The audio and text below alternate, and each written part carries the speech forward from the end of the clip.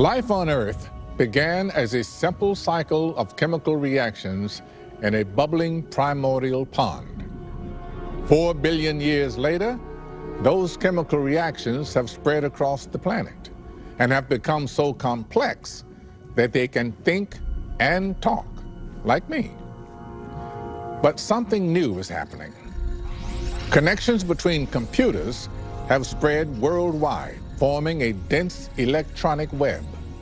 And now, these global networks, one electronic, one chemical, are interacting. A new life could be about to begin on a scale unlike anything Earth has ever known. Evolutionary cyberneticist Francis Halligan at the Free University of Brussels thinks humanity is giving birth. And this baby is big. If we look at global society, at all the 7 billion people on this planet, people become more and more connected into a coherent being. The internet gives you immediate access to all the important ideas. Nowadays, ideas that travel the ocean, they can do that with almost the speed of light. That means the speed that is comparable to the speed that the neurons in our brain use to talk to each other. The global network that connects all of us facilitates massive amounts of information sharing. Information that has unveiled secrets that explain how our universe works. The Large Hadron Collider at CERN, for example, could not have detected the elusive Higgs boson without the ability to share tremendous amounts of data across the globe at great speeds. If Galileo could immediately have talked with all his colleagues, I'm sure that science would have developed much more quickly. Francis and his team of computer scientists have invented a mathematical model to measure what the internet is doing.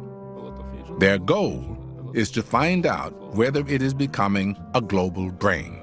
In the mathematical model, like in all scientific models, you make a kind of simplification of reality. Instead of having a real person, you will have a small computer program that in some way behaves like a real person. Francis's models are like global fMRIs, where people act like the neurons in a giant brain. Just as neurons learn by firing back and forth, people fire information to one another electronically. Francis believes as connections between people increase in number and strength, our global brain will become more intelligent.